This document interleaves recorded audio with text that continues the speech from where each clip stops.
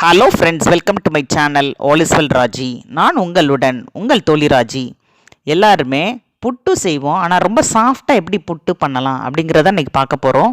அதுவும் ராகியில் பண்ண போகிறோம்.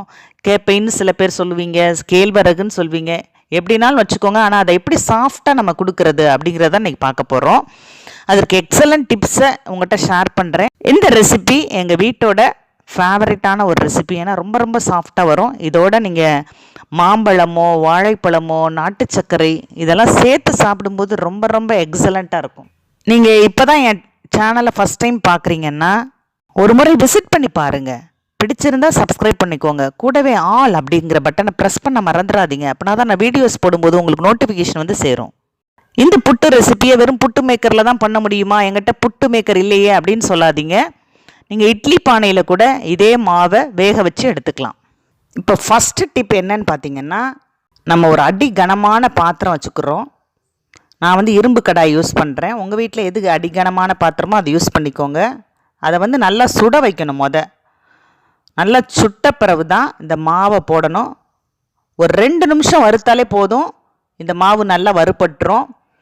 நீங்கள் பச்சையாக மாவு செய்யும்போது இந்த வறுபட்டு செய்யும்போது உள்ள ராகி புட்டில் உள்ள மனம் அந்த பச்சை மாவில் கண்டிப்பாக கிடைக்காது. அதனால் லேசாக இளம் வறுப்பாக வறுத்துக்கணும். தீஞ்சு போகாமல் பார்த்துக்கோங்க.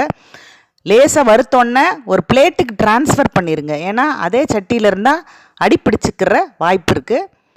பிளேட்டுக்கு ட்ரான்ஸ்ஃபர் பண்ணிடுங்க. இப்போ புட்டு மேக்கரை நம்ம தண்ணி ஊற்றி கொதிக்க வச்சுக்கிடுவோம். மாவு வெது வெதுன்னு இருக்கும்போதே கொஞ்சமாக உப்பு சேர்த்துக்கோங்க.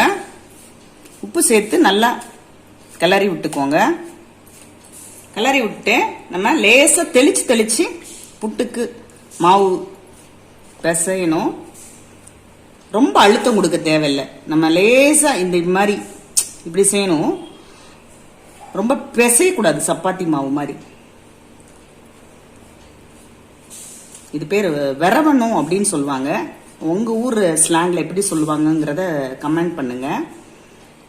எங்கள் ஊர் சைடில் விரவணும் அப்படின்னு சொல்லுவாங்க.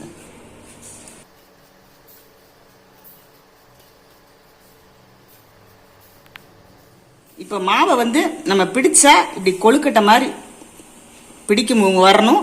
இப்படி உதுத்தா உதிர்ந்துடணும். இதான் பக்குவம். பாருங்க. இப்போ இதை வந்து இந்த குட்டி குட்டியா உருண்டைகளா இருக்கு இல்லையா, இதை வந்து நம்ம சிம்பிளா மிக்சியில ஒரு சுத்தி எடுத்தாலே போதுமானது. நம்ம உதுத்து விடணும்னு அவசியம் இல்லை. விப்பர் பட்டன்ல ஒரு சுத்து லைட்டா சுத்தி எடுத்தா போதும். பாருங்க எவ்வளோ சாஃப்டா கிடைச்சிருச்சு.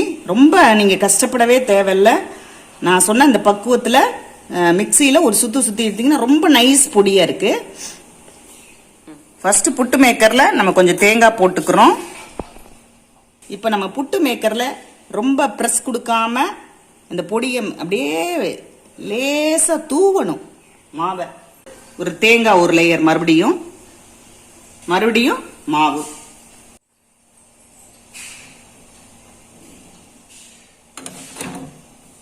இப்போ 8லேருந்து 10 நிமிஷம் வேகட்டும். இப்போ எடுத்துக்கலாம்.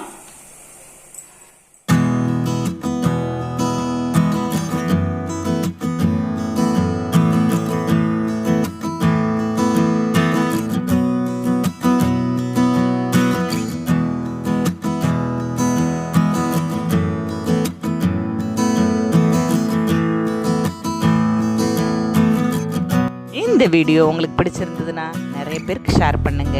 உணவே மருந்து, மருந்தே உணவு. வாழ்க வளமுடன்.